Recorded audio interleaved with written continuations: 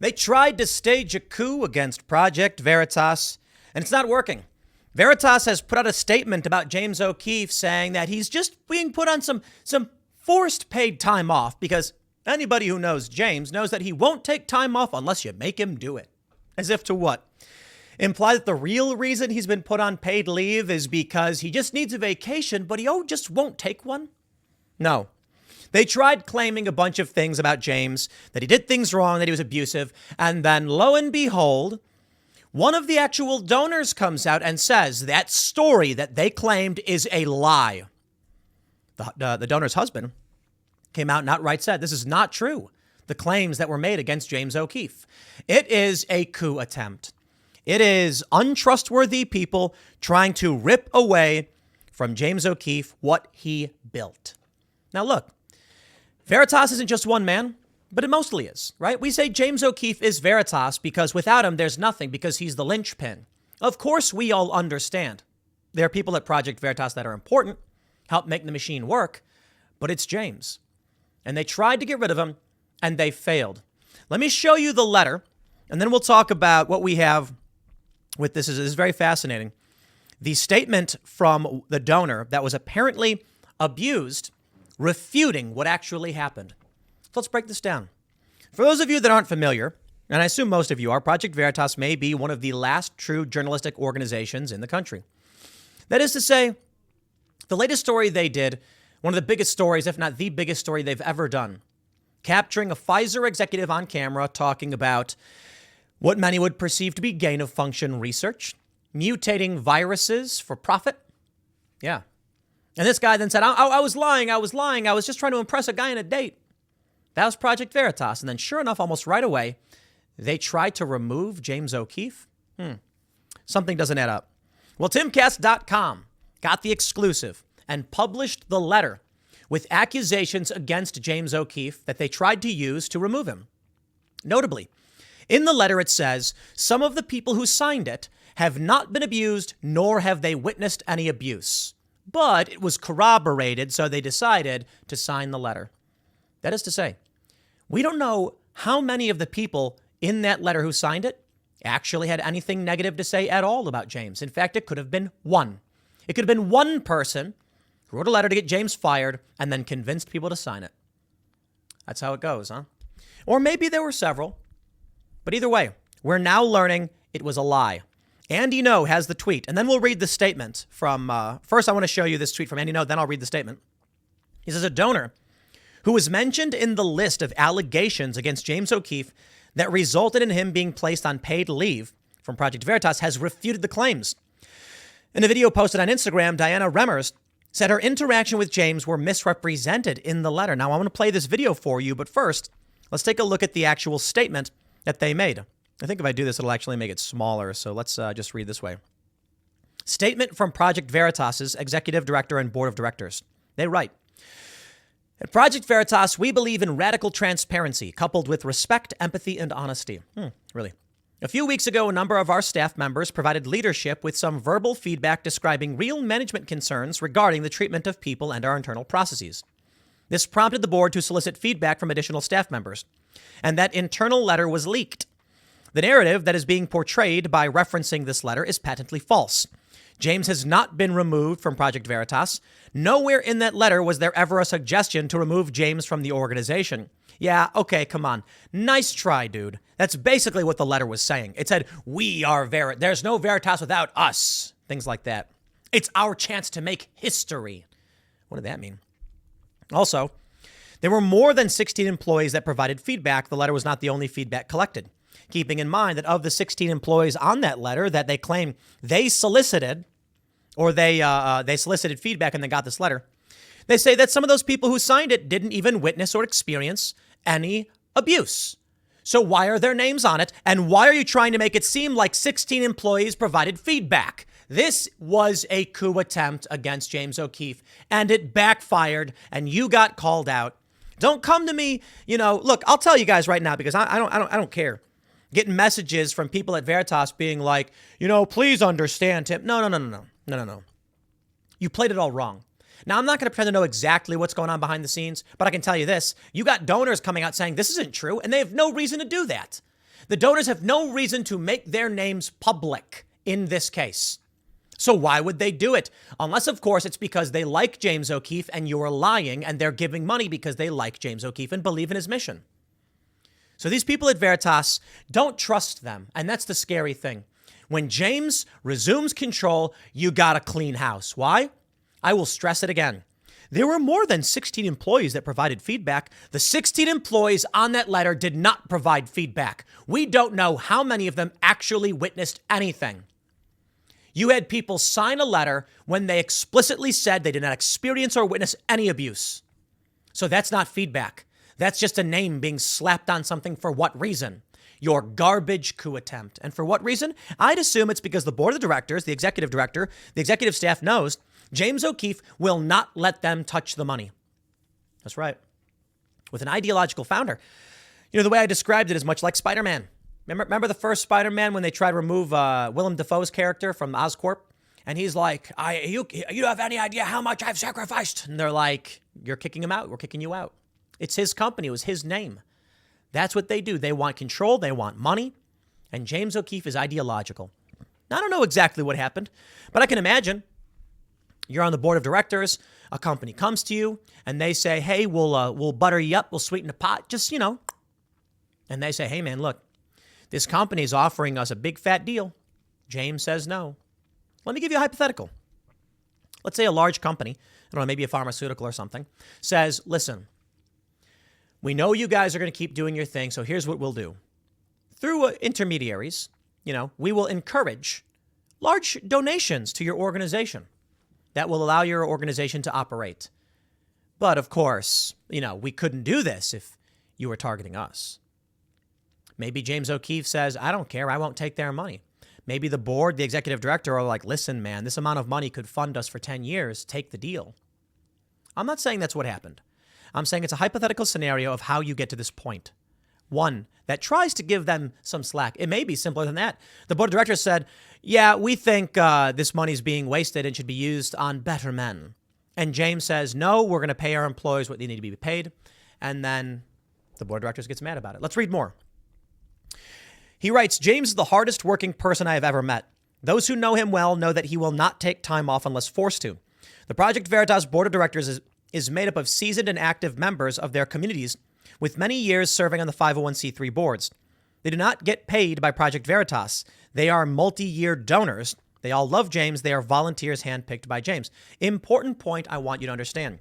The board of directors can't touch, they don't take money. The board basically can vote on things, but they don't get paid. Now, there are some workarounds. I don't act like it's impossible, but for the most part, they tend to be volunteers, but they also tend to be not particularly active.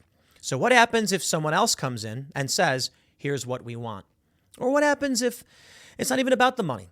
It's about someone coming and saying, we will destroy your organization unless you remove James Okeefe. And they say, okay. What they did made no sense. They said the Veritas board of directors is made up of seasoned and active members of their communities with many years serving on other 501c3 boards. They do not get paid by Project Veritas. As a 501c3 nonprofit entity, the board takes their responsibilities seriously. Then why publish lies? Why take action against James based on lies? One of the stories in the letter was that James stole a sandwich from an 8-month pregnant woman. Oh, come on. He took the sandwich from her. He was yelling because he was hungry, so he took the 8-month pregnant woman's sandwich. Okay. You know, if I was going to entertain that story at all, it would be something like James walking out of a courtroom being frustrated and being like, guys, I am starving. Did anybody get any food? Can I have this? Can I have the sandwich? Please, I gotta go and grab something. Even if James came out and said, I need that sandwich, I do not envision a scenario in any way that makes sense where James walks up to someone, a pregnant woman, and says, you better give me that sandwich. Yoink. Yeah, right. He says, while I do understand the timing of the situation alongside the biggest story of our organization's history is confusing and very easy to come up with conspiracy theories, I assure you we are still in no way and will never be brought to you by Pfizer, nor do we have any political preferences for any candidate running for office. I have always been and remain committed to working with James and the PV team, who I am so proud to be a part of, to continue our mission to expose corruption and deliver truth to the American people without fear or favor. In Veritas, Daniel R. Strack. Okay, Daniel, here's the story, as claimed in the letter that you say results in the forced paid leave of James Okeefe. It says, Noel and I introduced a high net worth husband and wife to Project Veritas. They are now a PV high dollar donor. They had been friends of ours for a while, between 6 and 8 months ago. The husband told me that he was extremely turned off by what James asked of him. In one of their first meetings, James asked him in a rather demanding way that he write a $75,000 check to PV on the spot. This made him uncomfortable, but he continued the relationship with Veritas because he believes in what we're doing. Remember that. Then they attended a donor event in Napa, California, where James was present. The wife asked James for a photo, and he very rudely and publicly turned her down. She was humiliated to the point of tears. They've miraculously continued support for PV, but whenever I see them, they have something negative to say about James's behavior or ego, as they put it, and I feel Project Veritas may lose them as donors soon. Interesting. May lose them as donors, so didn't, and based on what? They said, the guy's got an ego? Is that it? I wonder, though, did they really say that? Well, here's the video. Hi there, my name is Diana Remmers, and I'm actually here in Mexico on vacation with my husband, and I've been made aware of... I think it's very quiet, but we'll have to deal with it. Project Veritas, through the news, a little bit on news, a little bit on social media. All right. I'm not... You know what the problem is with the video? And I apologize for this, is that there's high ambient noise, and you can't really make out what she's saying anyway, but don't worry. You can watch the video. Mr. Andy No tweeted it, but there's actually more. Andy No says the husband of Diana Remmers, a donor to Project Veritas, also sent an email to them disputing some of the grievances against James Okeefe that resulted in him being placed on leave by the board. In response to that accusation, they write, the below accusation by blank about my wife and I are false. Blank and blank did not introduce us to James. We met James a couple of years ago in Florida at a Turning Point event. We were so impressed by James's performance, I asked Austin Fletcher to introduce us. We became donors that day. James never made us uncomfortable in solicitations of donations. We get asked for money all the time. My wife wasn't brought to tears by James over a request for a picture, and he didn't rudely and publicly turn her down. These statements by blank are fabricated and gross exaggerations. Very interesting. Very interesting indeed. It's a coup attempt. That's what I think. To destabilize Project Veritas. We have the story from Forbes. James O'Keefe's compensation at Project Veritas dropped in 2021. I have to wonder. I really do. I don't know what's going on at this organization, but I certainly don't trust those that seek to oust the guy who made the organization, who represents it, who is their principal personality, face, and visionary, and they're lying. I will make sure you hear this again. Of the people who signed the letter, we don't even know how many didn't experience any abuse or harassment. One of the principal stories about targeting a donor in an unprofessional way, not true, and outright refuted. Wife never brought to tears, then why lie? My friends, I want to talk to you about Yuri Bezmenov. I'm not saying these things are directly related, but it's a component that I want to talk about. Big Think writes, 39 years ago, a KGB defector chillingly predicted modern America. I don't know what's going on.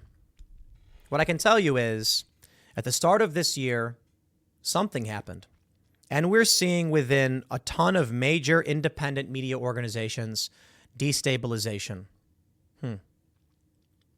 I wonder. I really do. How is it that the Daily Wire and Steven Crowder, how is it that we at Timcast embroiled in drama? How is it that Project Veritas and James O'Keefe, how is it that The Blaze and Sidney Watson, how did this all happen at the exact same time? Honestly, I have no idea. I do know some things I can't talk about, some things that people wouldn't want to hear, even if they were interested in knowing what's going on behind the scenes. But I'll tell you, I don't think it's unintentional. I don't know if they're related, but I certainly think there is an effort at destabilization. And what I mean by that is, some people commented on Timcast IRL last night that we're out of the demoralization phase and we're into the destabilization phase. Let me tell you, and I'll explain to you. This is very important stuff, and I hope you listen. In 1954, early on in the Cold War, the Soviet Union created the Committee for State Security, more commonly known in the West as the KGB. The group came to oversee the Soviet Union's internal security, secret police, and domestic and foreign intelligence operations. Across the world, the KGB did whatever it could to thwart pro-Western and anti-Soviet political movements and figures. The group would assassinate political leaders with cyanide and other weapons. It would fund and arm leftist groups, especially those in developing nations. And KGB successfully established moles in U.S. intelligence agencies, though the exact number still isn't and may never be known for sure. Also unclear were the group's long-term plans involving the U.S. One glimpse, however, comes from former KGB agent named Yuri Alexandrovich Bezmenov, who defected to Canada in 1970. He claimed to know details of a Soviet plan to undermine the U.S., not on the battlefield, but in the psyche of the American public. I'm going to pause there and say it is my belief that he succeeded. In 1984, Bezmenov gave an interview to G. Edward Griffin, from which much can be learned today. His most chilling point was that there's a long-term plan put in play by Russia to defeat America through psychological warfare and demoralization. It's a long game that takes decades to achieve, but it may already be bearing fruit. Bezmenov made the point that the work of the KGB mainly does not involve espionage, despite what our popular culture may tell us. Most of the work, 85% of it, was a slow process, which we call either ideological subversion, active measures, or psychological warfare. What does that mean? Bezmenov explained that the most striking thing about ideological subversion is that it happens in the open as a legitimate process. You can see it with your own eyes, he said. The American media would be able to see it if it just focused on it. Here's how he further defined ideological subversion. What it basically means is to change the perception of reality of every American to such an extent that despite of the abundance of information, no one is able to come to sensible conclusions in the interest of defending themselves, their families, their community, and their country. Bezmenov described this process as a great brainwashing that has 4 basic strategies. The first stage is called demoralization, which takes from 15 to 20 years to achieve. According to the former KGB agent, that is the minimum number of years it takes to re-educate one generation of students that is normally exposed to the ideology of its country. In other words, the time it takes to change what people are thinking. I'll tell you, it means that Gen Z will be entering the voting age population, and they are, and they will vote for insane things for insane reasons and rip this country to shreds. Not all Gen Z. He used examples of 1960s hippies coming to positions of power in the 80s. In the government and businesses of America, Bezmenov claimed this generation was already contaminated by Marxist-Leninist values. Of course, this claim that many baby boomers are somehow espousing KGB-tainted ideas is hard to believe. But Bezmenov's larger point addressed why people who have been gradually demoralized are unable to understand that this happened to them. They are programmed to think and react to certain stimuli in a certain pattern, alluding to Pavlov. You cannot change their mind even if you expose them to authentic information. Even if you prove that white is white and black is black, you still cannot change the basic perception and the logic of behavior.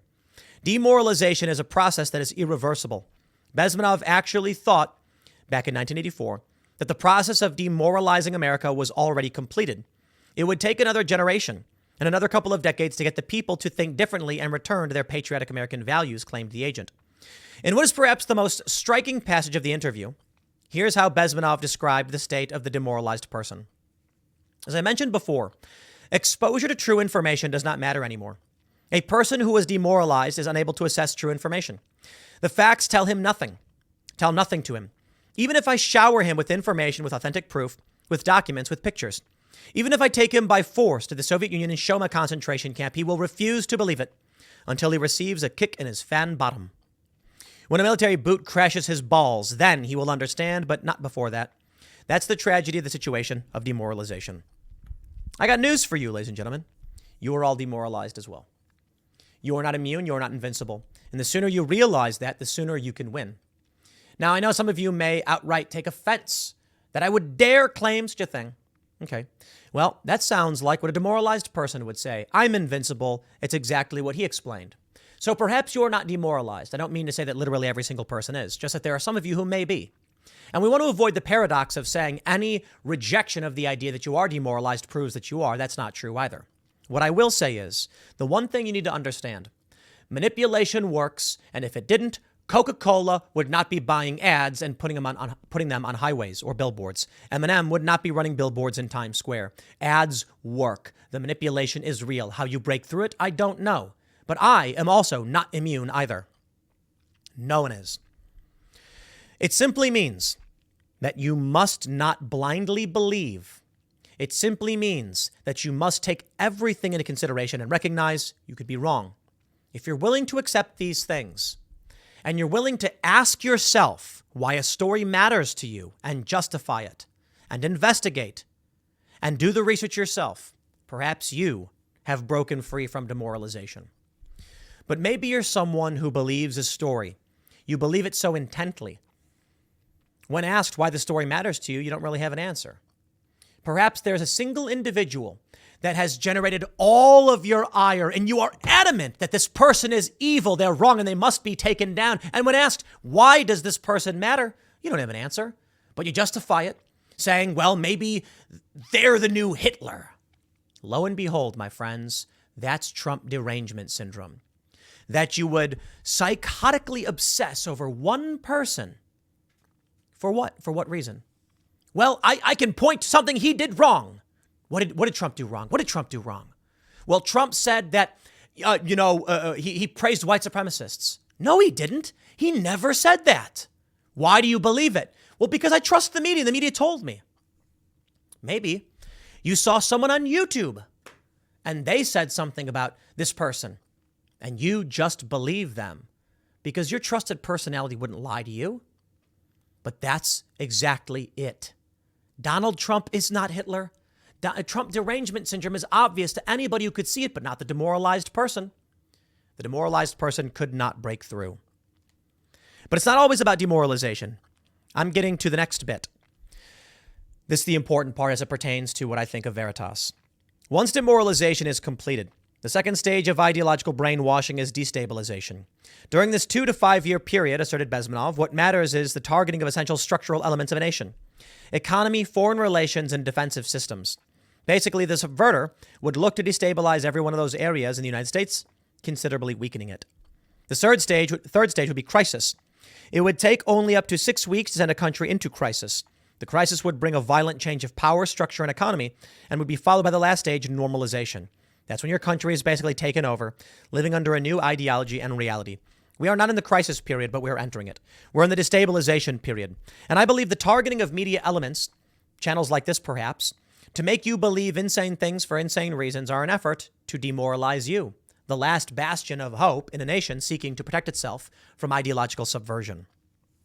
So, ask yourself, has there been anything, and I'm not saying I know for sure, I'm not being cute, has there been anything recently that has gotten you to think that your allies are your enemies?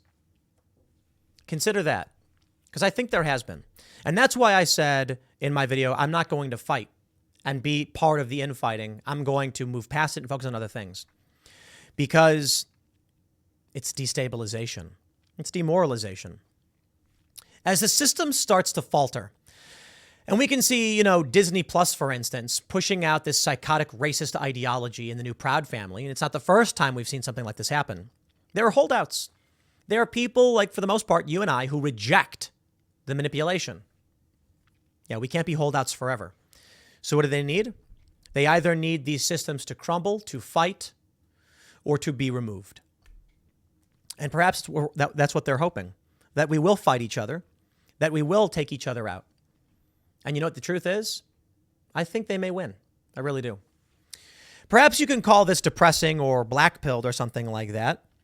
But there's a reason why I'm changing formats. There's a reason why things have changed a little bit. You may have noticed with Timcast.com and how I'm producing YouTube videos. There's a reason why I am shifting off of the youtube.com/Timcast channel and putting content here. And I think it's because many of the people that we would consider allies are demoralized. They can be easily obsessed by things that aren't true. They can be easily manipulated. And that manipulation and that refusal to accept it results in massive infighting. I'm not saying I know who's right. But if they can pit you against each other, and they will. So now we see Crowder fighting with the Daily Wire. I think there's good reason to talk about these issues. I don't know why I would be enemies with the Daily Wire or Steven Crowder when we're all fighting for basically the same thing. We can argue over those things once we've saved this country from complete destabilization, crises, and then normalization. But I'm not the most confident person when it comes to this because I've seen things. I've heard things. I have seen the elements of Trump derangement syndrome manifest in other areas. I have seen people become psychotically obsessed with individuals, much the same as Trump derangement syndrome. And I don't know why. And maybe that's what humans are, and that's why it's easy to control and manipulate. But do not, I warn you, fall to that. And I'll state it. Take a look at the people who have Trump derangement syndrome and try to understand their viewpoint on why they hate Trump so much. Try to understand it genuinely. Listen to what they're saying and think about it. You'll come to realize when you do that certainly there are things to be mad at Trump about, but do they really matter in the grand scheme of things? You know, Donald Trump said something like, we're going to put a ban on Muslims entering the country. Bad. I'm not a fan. Then he went and banned 7 nations from traveling to the U.S., individuals of these nations, not the nations themselves, and it included like Venezuela and North Korea. So it wasn't Muslims. So you can criticize some of the things he's done, but does it warrant this fervor, this zealotry, this psychotic behavior? It doesn't. And there have been other people that have generated this psychotic obsession. And I find it to be strange. And I find it to be part of the destabilization. So the reason I bring this up in the context of Project Veritas, Project Veritas just exposed Pfizer. And then all of a sudden, this happens. Am I supposed to believe it's all a coincidence? Maybe. Train derailment, one of the worst chemical spills in this country's history. Vinyl chloride getting updated on the toxicology report profile from the CDC just about a month ago. Are we being subverted, destabilized, entering a crisis period, followed by the normalization period? Perhaps. Perhaps. I don't think it'll be a peaceful revolution. He says this. This will happen in America unless it gets rid of people who will bring it to crisis. What's more, if people will fail to grasp the impending danger of that development, nothing ever can help the U.S. You may kiss goodbye to your freedom. It bears saying that when he made the statement, he was warning about baby boomers and Democrats of the time. In another somewhat terrifying excerpt, here's what Bezmenov had to say about what's really happening in the U.S. It may think it is living in peace, but it is actively at war. Most of the American politicians, media, and educational system trains another generation of people who think they are living at the peacetime. False. The United States is in a state of war, undeclared total war against the basic principles and foundations of this system. And he's right. And here we are. The obsession, it freaks me out. It makes me disinterested. And I've long talked about how I'd be much better served by living in a van down by the river. And it's true. And then I get a bunch of people saying, no way, man, we need you. And I'm like, I don't know, maybe. And there are interesting questions about what's good for us and what's good for you. And here's what I see. I see tribalism that serves no one and saves no one. I see people who have no real values, who are just fighting for the sake of tribal fighting. Now, what is the purpose of saving that? There's none. So why engage in it? But this tribal conflict is the demoralization and the destabilization. And we're all trapped in it. We are. I think most of you who listen to shows like this, and maybe smarter people than I, may not be as trapped as others. But there certainly are elements of the right who are just as trapped in the tribal conflict as the left. So when I see someone like Hassan Piker, leftist streamer, say that the Mr. Beast video makes him angry, I have no tribal illusions. I will agree with him if I think he's right, and he was. He certainly is the opposite. He's a tribalist. So when he makes his video, he accuses me of right-wing agitprop, of capitalist propaganda, and then his followers simply say I'm trying to win them over. No, I'm just telling you what I think, because y'all are demoralized. No morals, just tribes. They don't believe in right and wrong. They believe in just adhering to the crowd. Well, that's chaos. And I believe that will just ultimately end with us crumbling and falling apart. But hey, when you're demoralized and destabilized, why would you care? You wouldn't. And so you would sit there in your rage, pointing the finger at the new Hitler, Donald Trump, or whatever you think he is, and then everything will burn down around you, but you won't care because these things don't motivate you. You're not motivated by family. You're not motivated by a good job, by societal support. You're not supported by crowds cheering for you and believing in you. You're supported by bots on TikTok telling you to do things and likes and comments and social media. Social media has rapidly progressed the destabilization. So anyway, I was talking about Project Veritas. Yeah, there's a reason why I think this is happening. It's not just about Veritas, it's about all of us. Destabilization is now. Crisis is soon. So maybe a couple of years. People have lost their moral path. And now the systems, the last remnants of any kind of resistance are being attacked. And it works. So maybe that's it. Maybe this is how it all ends. Not with a bang, but with a whimper. Maybe the people who think they're immune to the demoralization are demoralized themselves after all. And I think so. I do. I think so because people don't write letters to Congress. People don't protest. The left does because they've lost their minds. But where are people on the right to get angry and actually do something? They simply say to me, Tim, I don't know what to do. And I'm like, call your member of Congress, vote, get out of cities, start becoming more self-sustainable, prepare yourselves for the crisis period. I don't have all the answers, man. I never do. I'll leave it at that. Let me know what you think. Let me know how you feel. Next segment's coming up at 6 p.m. on this channel. Thanks for hanging out, and I'll see y'all then.